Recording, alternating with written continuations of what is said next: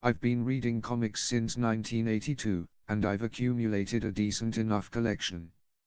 It's not all good, however. At some point I held on to issue 1 of a short-lived comic called Spike, and bundled off to a sale of work a crisp copy of the first issue of Action, the infamous UK weekly comics anthology. I think it's the affecting stories of Alan Moore that are responsible for ingraining in me a deep friendship with comics, and it's the Moore stuff I own from the period 1980 to 84, that I want to rummage through now, in a reasonably chronological order.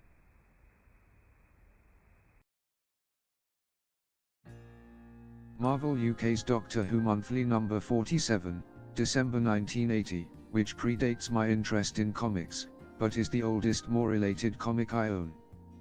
The title is edited by Paul Neary, a talented artist, who would later co-illustrate a Marvelman story with Alan Davis and Steve Dillon, and also do some future shocks with Moore in IPC's 2000 AD Weekly. Some gorgeous art and letters by Dave Gibbons, from a script by Steve Moore, Alan Moore's friend and early career mentor, and the subject in 2013 of Unearthing by Alan Moore and Mitch Jenkins. Steve Moore died in 2014.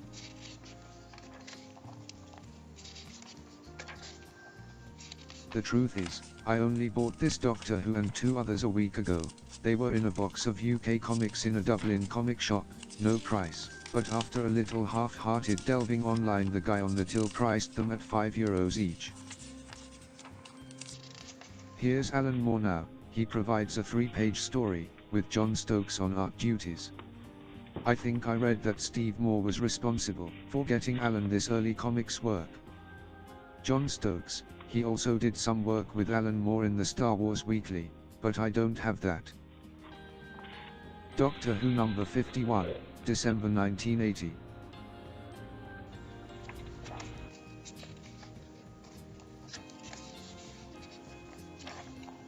An even better example of Gibbons' black and white inky excellence, very much resembling his 2000 AD sci-fi work with Alan Moore, which comes a little later. I'm caught between thinking that €15 is good value for 3 old comics containing Alan Moore work, and thinking that the shop guy was out of order charging that amount when oblivious to the Moore content. I'm actually a glass half full person, but I don't always have a taste for what's in the glass. It's complicated. Maybe the shop guy just doesn't value the Moore work like I do. He probably likes a wife and kids and being happy. Not for me. I'll stick with my comics, thank you very much. Here's Alan with David Lloyd on art duties. So, apart from Alan Moore, this issue features the future artists on both V for Vendetta and Watchmen. Worth it.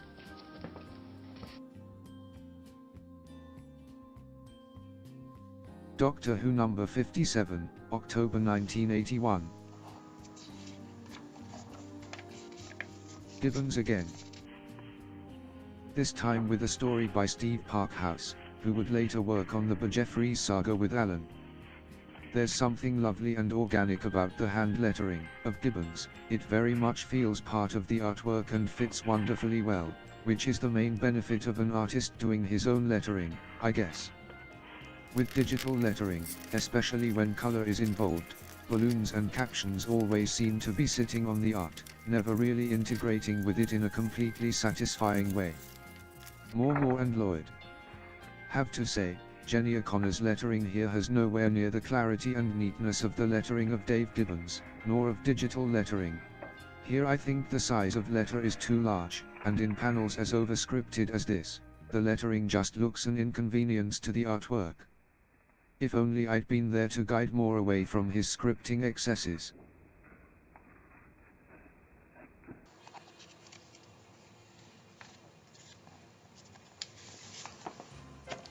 BJ and the Bear Annual 1982, which would have been released in '81, contains 2 articles written and illustrated by Moore.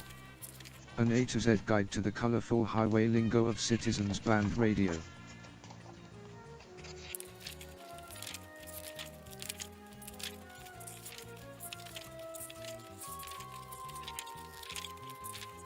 and Bear's Monkey Business, which is a piece on strange but true stories involving hostile monkeys, which I suppose could owe something to the influence of Steve Moore, co-founder of 14 Times, Journal of the Unexplained.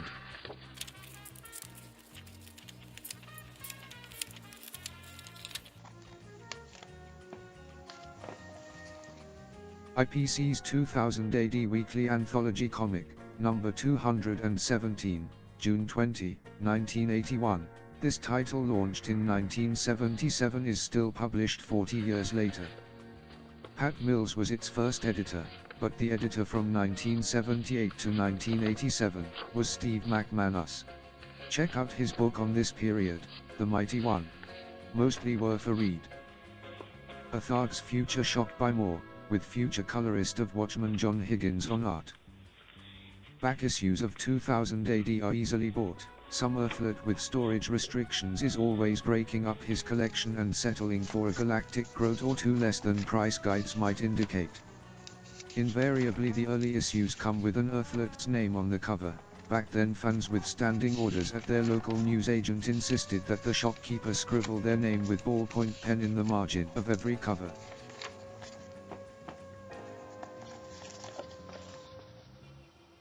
2000 AD, number 219. Paul Goodwin's documentary film, Future Shock, the story of 2000 AD, makes few concessions to the casual viewer, but captures the ebb and flow of the title over the years, the peaks and troughs as influenced by various editors. Pat Mills passionately promotes the idea of the comic as being punk, but 2000 AD for me will always be Phil Oakey in Judge Death t-shirt, dreaming electrically. Another Future Shock by Moore, with Gary Leach, who would soon team with Moore on Marvel Man.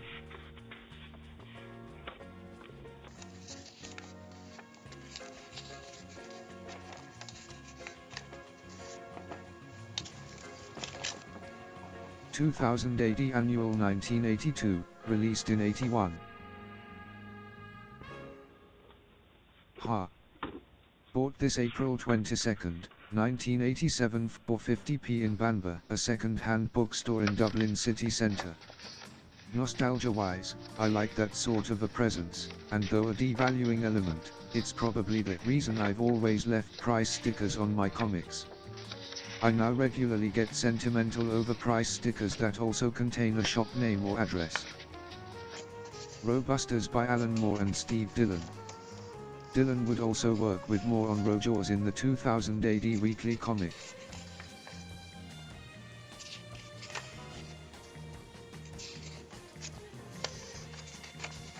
Keeping it real, some loser filled in the cosmic chain word.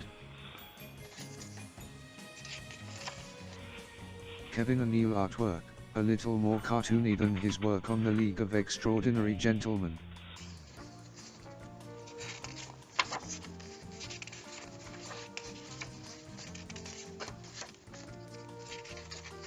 Judge Dredd, with Brian Bolland in color. I pre-ordered Batman the Killing Joke and ended up with 2 copies, which I still have. I have no appetite to read either of them now. I woke up this morning with an ache in my left knee, and I was racking my brain trying to pinpoint what exactly happened in recent days that might cause the ache. Then suddenly it dawned on me. I gradually, almost imperceptibly, got old.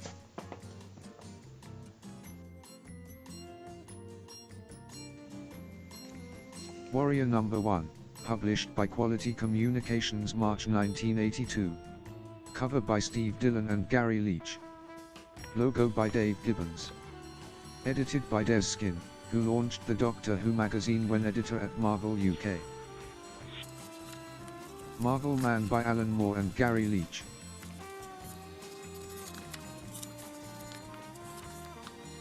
Des Skin on the history of Marvel Man, before the character had history. Steve Parkhouse. Steve Moore and Dave Gibbons. Steve Moore and John Bolton. Alan Moore and David Lloyd. I wonder, did Lloyd's previous experience with Moore on Doctor Who inform the decision to utilize an outline-free balloon method, allowing for a less cluttered appearance? Steve Moore and John Bolton.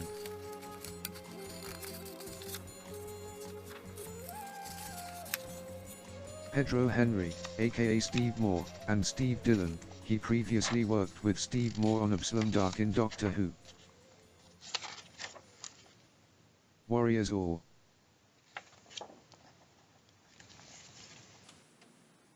Warrior Number 2, April 1982.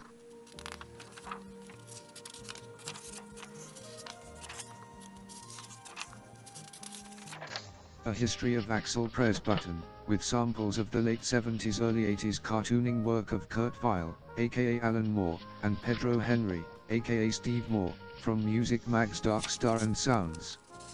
I actually bought the first 3 issues of Warrior as back issues in 1984 when I discovered the comics anthology for the first time with issue 19. Just as well I was late to it. I was only on 50p a week pocket money, and had other comics buying commitments. When Warrior was launched in '82, I was pretty much reading Marvel UK titles exclusively, buying no fewer than 2 titles a week, and those weekly titles were 28 to 32p a go in Irish money. Back then I was regularly achieving the mathematically impossible.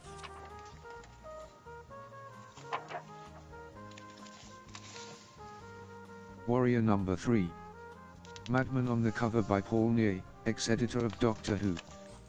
Because I came to these issues 2 years late and missed out on the communal buzz about their release, I don't have the same affection for them as I have for later issues. Which isn't to say that anyone who has come to Alan Moore's work via trade paperbacks and graphic novels or through the back issues route, isn't going to appreciate the work or be affected by it just as profoundly as those who experienced it on its original release. Zerk by Steve Moore and Brian Bolland.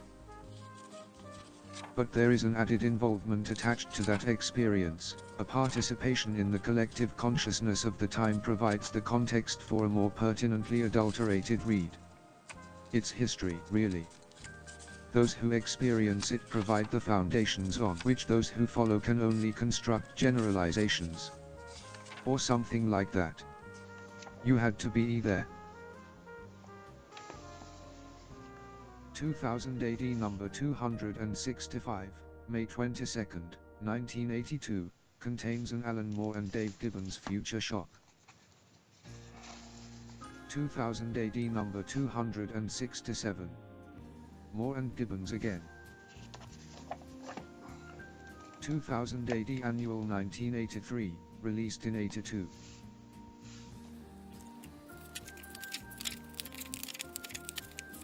Alan Moore and Brian Talbot on Robusters. Talbot also did a Future Shock with Moore in 82, and Nightjar in Alan Moore's Yuggoth Cultures and Other Growths. Moore and Brett Ewins on Rogue Trooper.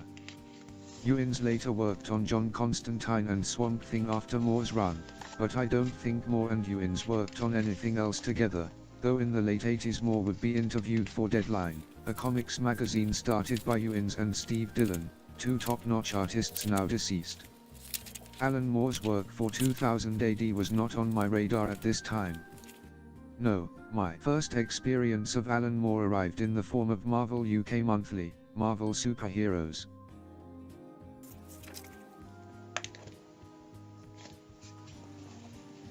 Marvel Superheroes number 389, September 1982. Easons, 68 pence.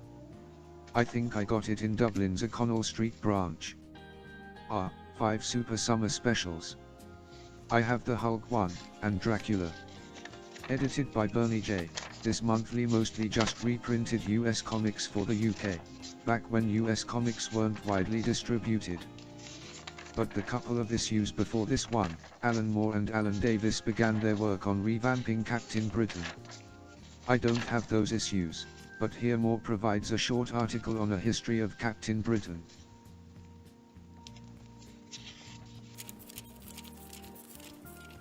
There's pulp text story Night Raven as well, this before Moore took over writing duties. Some decent illustrations by Steve Dillon. Night Raven's first incarnation was as a comic strip by Steve Parkhouse and David Lloyd in Hulk Comic No. 1, 1979, which I have in a box somewhere. Hulk Smash Box.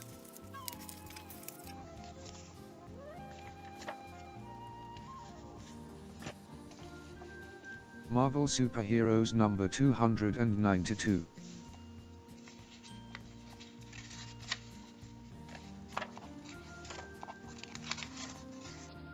I think this is Moore's first Night Raven story, with some nice sketchy illustrations by Paul Neary. Nice design, I like it.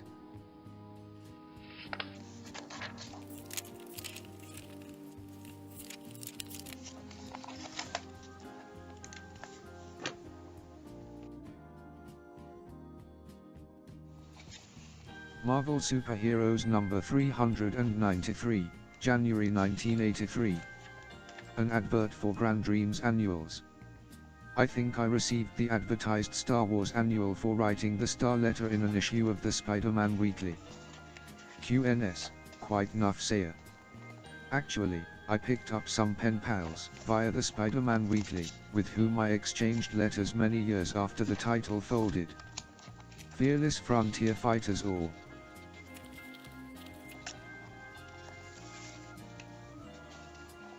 The Daredevil's monthly comics anthology launches the same month, January 1983, by the same publisher, Marvel UK. I still have the badge somewhere. Edited by Bernie J. Moore continues to write Captain Britain, with Alan Davis. I remember not being that mad into it, but I loved Moore's essays and reviews of small press titles because I hadn't started reading the UK fanzine Fantasy Advertiser at the time, which Moore reviews in this issue.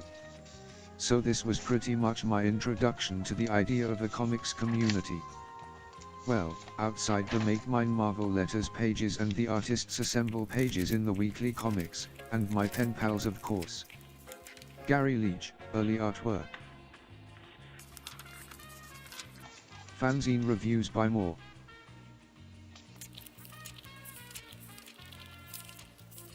Frank Plowright, with all the news on new releases from both Marvel and DC. Otherwise the comic is occupied with reprints of Roger Mackenzie and Frank Miller on Daredevil, and Lee and Romita Jr. on Spider-Man. February, 1983. Marvel Superheroes number 394. Spider-Man poster by Mick Austin, who around this time was producing covers for the Warrior anthology. Night Raven by Moore.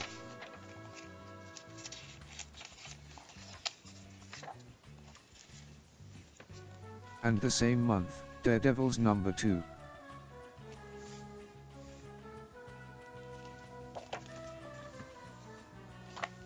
March 1983. Marvel Superheroes number 395. Poster by Damian and Alan Davis. Night Raven by Moore, his final contribution to the title, which folded soon after. And the same month, the Daredevils number 3, Moore and Davis on Captain Britain, fanzine reviews by Moore. Stan Lee, Blinded by the Hype, an affectionate character assassination by Alan Moore.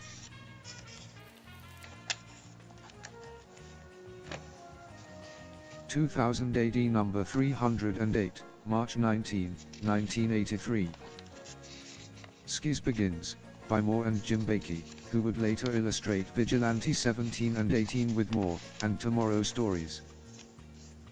The Reversible Man by Moore and Mike White, a deftly realized Benjamin Button-like short. White had earlier worked on a Bellard snaz with Moore.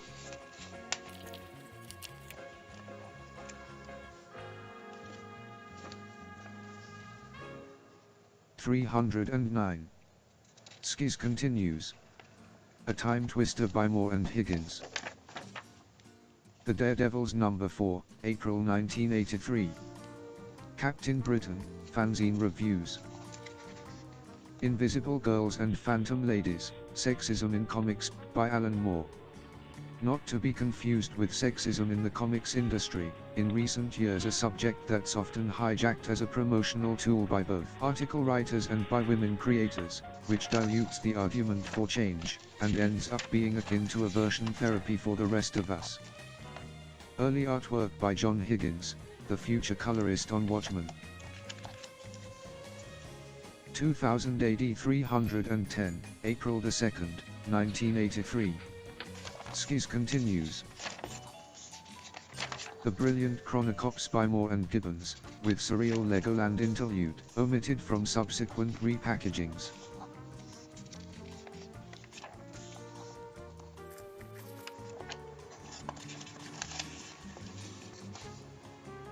(311). Skis continues. Interesting here to note Yoza Thard by athlete Kevin McCready. Yoza of course being a character in Alan Bleasdale's Boys from the Black Stuff, which was part inspiration for Moore's writing on Skis. Yoza was famous for his insistent plea for work: give me a job, go on, give me a job. But I always remember the scene in the confession box when Yoza tells Father Dan of his desperation. I'm desperate, Dan, he says. The Daredevils number 5, May 1983.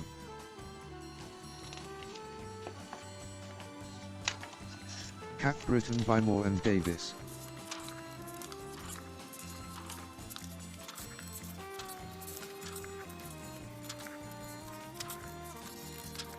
Fanzine reviews by Alan Moore, including some words on Eddie Campbell's 7-page strip in Jenna Comics number 1. Moore writes, "The beauty of Eddie Campbell's stuff is its effortless sense of realism. The drawing itself, sketchy at first glance, soon reveals a concrete and believable world rendered with just enough detail to make it thoroughly convincing. Home. This Campbell fellow would be perfect for From Hell."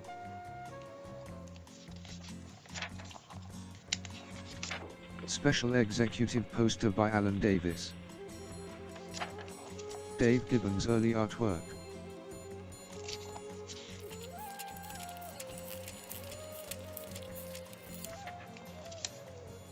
Star Death, reprinted from Doctor Who because of the involvement of superpowered Groot the special executive in the plot. The Daredevils number 6, June 1983. The usual contents, but Night Raven by Moore is back, with illustrations by David Lloyd. Lloyd also features in the early artwork slot.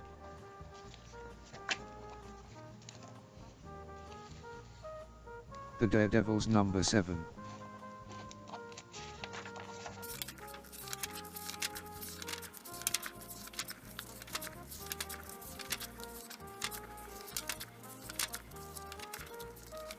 Steve Dillon's early artwork. Black Sun Rising, reprinted from Doctor Who.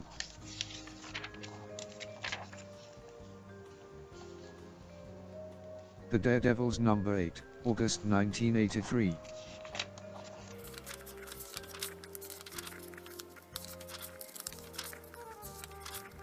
Grid by Moore, with Mike Collins and Mark Farmer on art duties, a satire of Miller's Daredevil.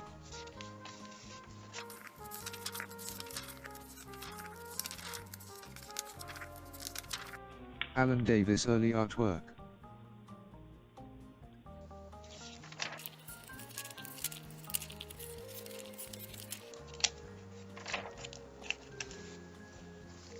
(2000 AD 329, August 13, 1983). Ian Gibson on Sam Slade, around a year before Halo Jones Book 1 begins. Dad, a future shock by Moore and Alan Langford. Skis, the penultimate episode.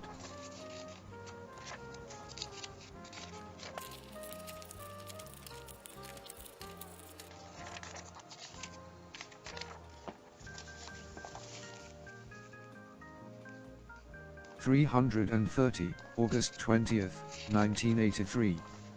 This was the first 2000 AD comic I ever read, one of a batch supplied by a cousin. It's the debut of Slain, but the final Skis by Moore. I only ever collected 2000 AD for 45 issues, in the late 80s.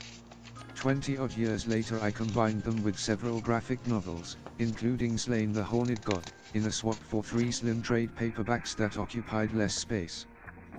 The loss of that Slain book proved curiously emotional, courtesy of the presence of a crease on the card cover, accidentally caused by my father when he was living. You know you have problems when you develop feelings for a line or ridge produced on paper.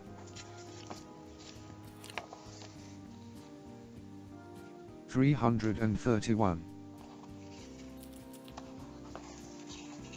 A Future Shock by Moore and Jim Eldridge, probably best known for his work on the Four Marys and Row of the Rovers. The Daredevils No. 9, September 1983. 2000 AD 332, September 3, 1983. Contains A Future Shock by Moore and Mike White. The Daredevils No. 10, October. The Daredevils No. 11, November 1983, the final issue. The title is to merge with another Marvel UK monthly anthology, The Mighty World of Marvel. On the letters page, Moore writes in praise of departing editor Bernie J. Jamie Delano replaces Moore on Night Raven. Delano went on to write Captain Britain and, of course, the more creative character John Constantine, in Hellblazer.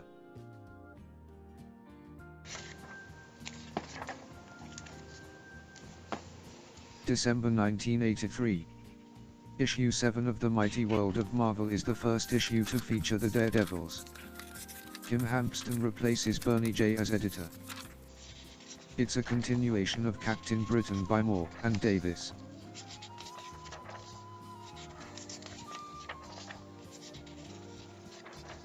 Pete Scott takes over fanzine reviews. It's Jamie Delano and Alan Davis on Night Raven.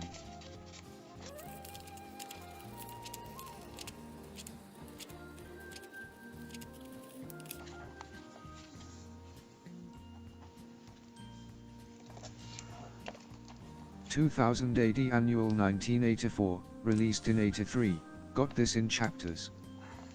In Sam Slade and Gibson draws a robot dog, the split of Halo's Toby. Gah.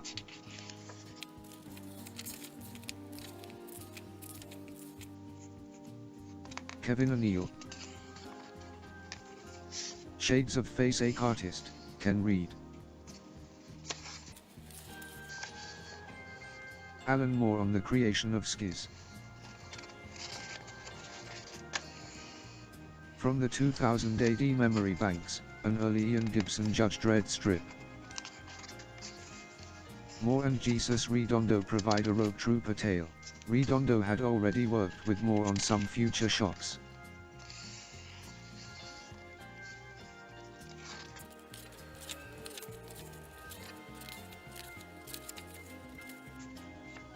Pat Mills and Kevin O'Neill on Nemesis the Warlock. Script Robot Moore. A Brian Bolland Future Shock. Moore and Joe Eckers on Robusters.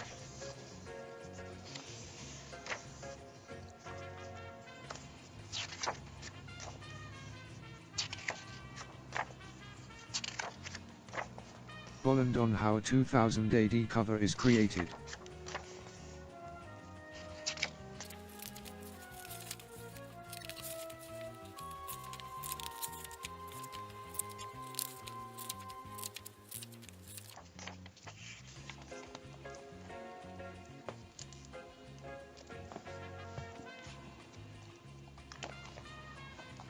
The Superheroes Annual, 1984, released in 83.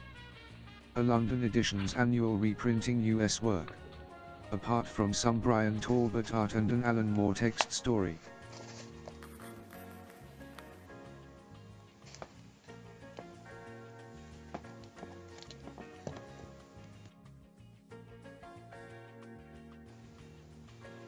The Mighty World of Marvel featuring the Daredevils, number 8. January 1984. Alan Moore and Alan Davis continue on Captain Britain. Saga of the Swamp Thing, number 20, January 1984, published by DC and edited by Len Wein. Alan Moore's first work for the US comics market, assisted by penciler Dan Day and inker John Totleben. That same month, DC's Atari Force #1 was released, a title I would follow for its 20-odd issue run, and it was via its 6th issue that I was offered my first glimpse of Swamp Thing. That advert, remember? The muck-encrusted echo of a man, the Eagle Award-winning writer Alan Moore. Saga of the Swamp Thing #21, February 1984. Moore, Bissette, Totleben. Nuff said. By this time I was nearing the end of my newsagent-facilitated affair with Marvel UK weeklies. Regular haunts at the time were two comic-selling shops in the Temple Bar area of Dublin, the Alchemist's Head on Essex Street East, and the Rue Morgue on Fownes Street Upper. But it was a newsstand on O'Connell Street that brought me up to date with Swamp Thing, supplying me with the first 5 issues of Moore's run. I immediately fell in love with the title. And in its own platonic, papery way, the title fell in love with me too. I had no plans on developing a sexual identity anyway. The Mighty World of Marvel, #9, February. Captain Britain continues. 2000 AD 354, February 4, 1984. Mike McMahon's stunning art on Slain.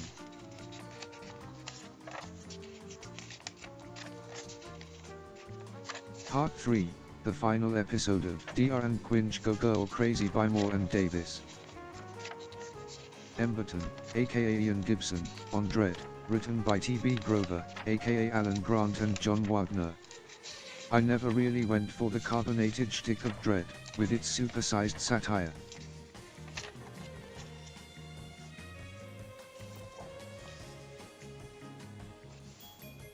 (2000 AD 355). The start of Dr. and Quinch get drafted.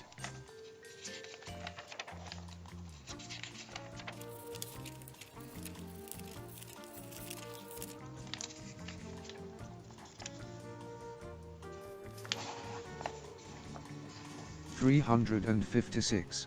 Dr. and Quinch.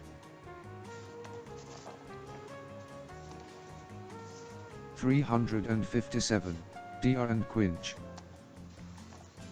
The Mighty World of Marvel, #10, March 1984. Captain Britain continues. Saga of the Swamp Thing, #22, March. 2000 AD 358, March 3. Dr. and Quinch, the penultimate episode.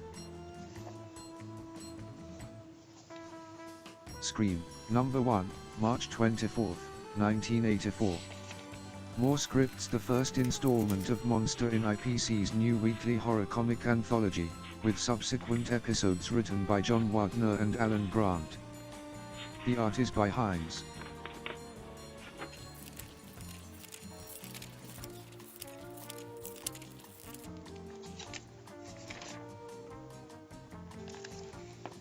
The Mighty World of Marvel, #11, April. Captain Britain continues. Saga of the Swamp Thing, #23, April. Saga of the Swamp Thing, #24, May, 1984. The Mighty World of Marvel, #12, May. Captain Britain continues. 2000 AD 370, May 26. Thrill Power Overload. School Sports Day, 1984, I win the 100, the 200 and 800 meters races, then arrive home to a letter from Tharg the Mighty, enclosed with it, a postal order for £10 sterling. A drawing I sent to his Tsar Jazz publication has been judged thrill-powered enough to appear in one of his powerful probes. What a day. Unfortunately, my life radiates a 1 kHz tone from then on. The Mighty World of Marvel.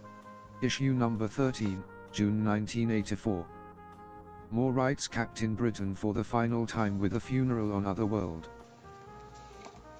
Warrior #19, June 1984. Fantastic V cover, by Gary Leach. It's the first issue I picked up. I'd not seen a copy until then. I was so proud of how adult it was. I remember bringing the comic with me wherever I went that summer, i.e. out the back garden, or to the front door if it was my turn to answer it. Moore and Steve Parkhouse, the Jeffries Saga. I was the same with Swamp Thing. I was in my teens, but I still had that sense that I was reading above my comprehension, asking Mammy what necrophilia meant and things like that. I've got Google now, thank God. The mother was no help.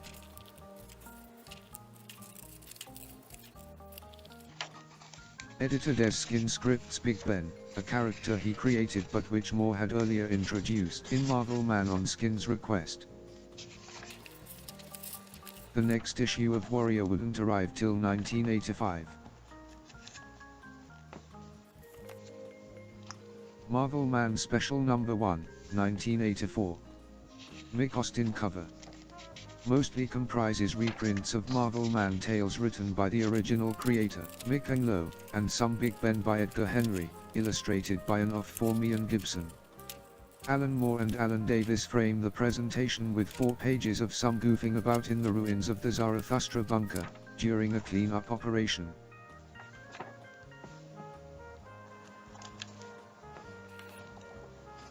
Saga of the Swamp Thing, number 25, June 1984. Karen Berger replaces Len Wein as editor. On the letters pages, Karen introduces herself, as do Moore, Bissette and Totleben. An essayist Alan Moore writes, born in November, 1953. His first recorded utterances delivered to the doctor who had just slapped life and breath into his dangling infant frame were, "You're on the list, rat nose." For the next 25 years, nothing happened.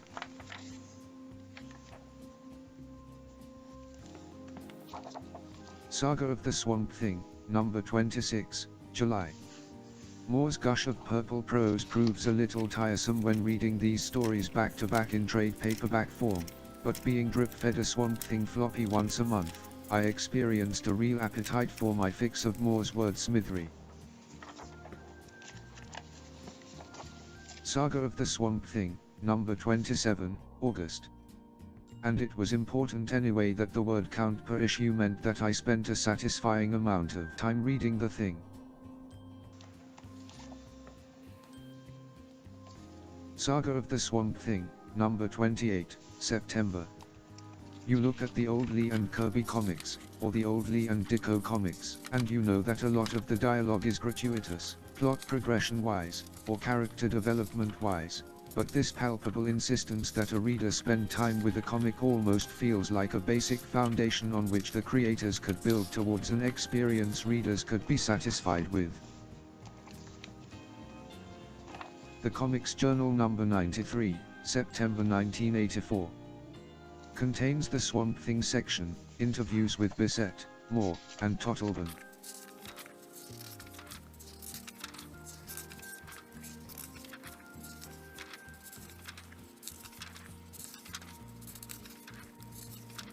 I don't think I've ever occupied enough space in the world.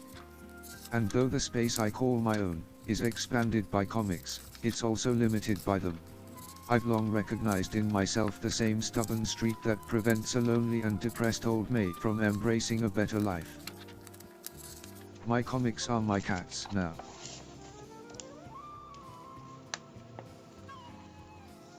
Saga of the Swamp Thing number 29, October.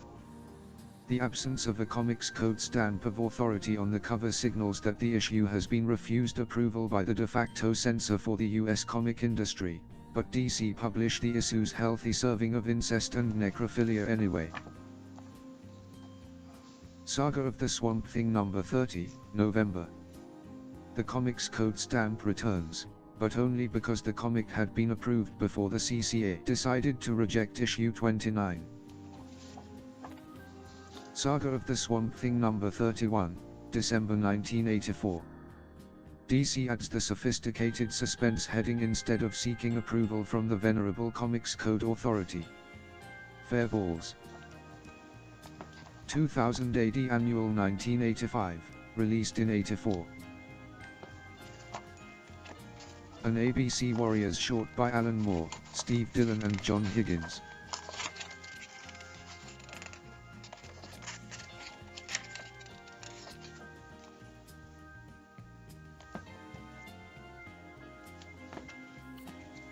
The official Batman Annual 1985, released in '84 by London Editions magazines. A Brian Talbot cover. Reprints some US Batman comics, but also features a text story by Jamie Delano, with illustrations by Alan Davis. And an Alan Moore text story, with illustrations by Gary Leach. A little bit of a Brendan McCarthy influence there.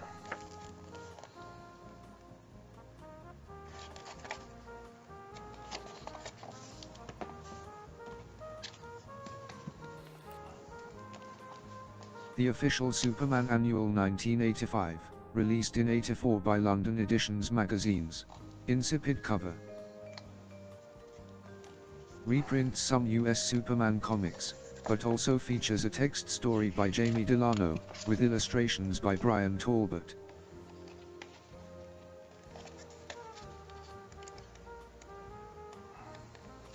And an Alan Moore text story, with illustrations by Bob Wakelin. I'd have bought this and the previous annual, post-Christmas for something like 50p each.